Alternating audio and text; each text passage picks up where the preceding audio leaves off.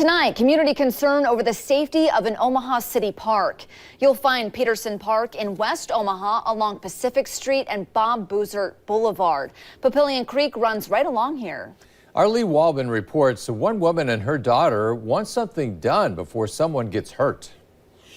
Peterson Park is like many of Omaha city parks. There's a playset and soccer field, but unlike most, on the other side of these trees, a treacherous drop edging closer and closer to where children play. It scares me. I am scared standing right here, you know. Wendy Schaible and her daughter Rocky drive past Peterson Park several times a week to visit family. She first noticed the drop-off beside the park on the other side of the fence a year ago. I think about it like, oh, it's a beautiful photography moment. We're all like that tree kind of hanging with its limbs, you know, off a cliff. But over time, she noticed more and more trees falling into the ravine. You can see them lying along Papillion Creek in our Sky Alert 6 video. I'm trying to have that concern.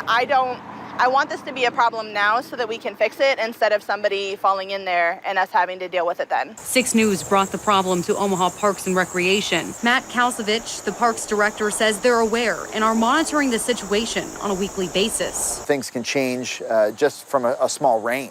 And the rain and intensity of things that we've had this summer certainly hasn't helped with some of the situations that are already delicate. Right now, his department is working with Public Works and city planning to come up with a solution. Short term, they're discussing moving the fence to create more distance between the drop and the soccer field. Long term, it's a little more complicated. There are some federal funding dollars in regards to some of those major incidents that happen that we're investigating and we're working to try and have access to. If they can't secure that, it'll take some major city cash that could have been used for other park improvements. Safety concerns and dangerous elements like this will always be a top priority just to ensure that things are in the best position possible for people to enjoy the space that we have. Whatever the fix is, Schaible hopes it happens before tragedy strikes. We know that the issue exists, that it's a problem now. We have time to address it before somebody gets hurt.